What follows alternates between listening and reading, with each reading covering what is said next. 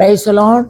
ஆண்டவரும் அருமை இரட்சகருமாகிய இயேசு கிறிஸ்துவின் இனிய நாமத்தினாலே உங்களை யாவரையும் நாங்கள் வாழ்த்தி ஆசீர்வதிக்கிறோம். கர்த்தர் தாமே உங்களை ஆசீர்வதிப்பாராக.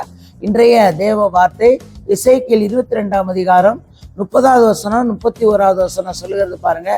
நான் தேசத்தை அழிக்காதபடிக்கு திறப்பிலே நிற்கவும் சுவரை அடைக்கத்தக்கதாக ஒரு மனுஷனை தேடினேன், ஒருவனை காணேன். நல்லா கவனிங்க, நான் தேசத்தை அழிக்காதபடிக்கு, அப்ப தேசத்திற்காக ஜெபிப்பதற்கு ஆட்கள் தேவை. அல்லேலூயா. திறப்பிலே நிற்பதற்கு ஆட்கள் தேவை. அல்லேலூயா. ரட்சிக்கப்பட்டுட்டு சிலர் பார்த்தீங்கன்னா குடும்பச்சவம் பண்ண மாட்டாங்க, தனிச்சவம் பண்ண மாட்டாங்க, செபிக்க மாட்டாங்க, வேதம் வாசிக்க மாட்டாங்க. ரட்சிக்கப்பட்டாச்சு வேலை வேலை வேலை இல்லைங்க. ஆனால் வேதம் சொல்லுகிறது திறப்பில் நிற்பதற்கு பாருங்க, சுவரை அடைக்கத்தக்கதாக ஒரு மனுஷனை தேடினேன், ஒருவனை காணேன் என்று கர்த்தர் சொல்லுகிறார். அல்லேலூயா. அப்படி நம்மளை பார்த்து தேவன் சொல்லக்கூடாது.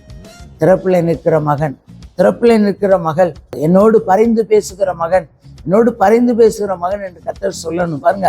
ஆகையால் நான் அவர்கள் மேல் என் கோபத்தை ஊற்றி என் மூர்க்கத்தின் அக்கினியினால் அவர்களை நிர்மூலமாக்கி அவருடைய வழியிலே பலனை அவர்கள் தலையின் மேல் சுமர பண்ணுவேன் என்று கர்த்தராகிய ஆண்டவர் உரைக்கிறார் என்றார்.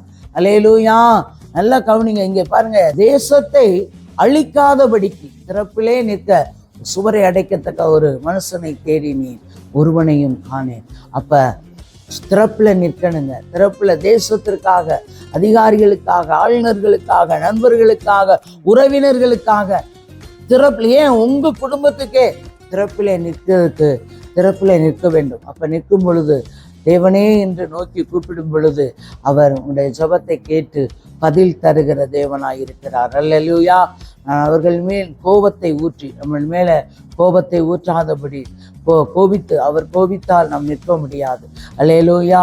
பாருங்க, அவருடைய வழியிலே பலனை அவர்கள் தலையின் மேல் சுமர பண்ணுவேன் என்று கர்த்தராகிய ஆண்டவர் இருக்கிறார். அவருடைய தலையிலே சுமரை பண்ணாதபடி அவருடைய கர்த்தருடைய கரத்துக்குள்ள எல்லா சூழ்நிலையிலும் செபிக்க பழகிக்கொள்ளுங்க, வேதத்தை வாசிக்க பழகிக்கொள்ளுங்கள். கர்த்தர் உங்களை ஆசீர்வதிப்பாராக. தகப்பனே மை துதிக்கிற சோத்திரங்க தாவே, சர்வ வல்லமையில தெய்வமே மை துதிக்கிற சோத்திரையா.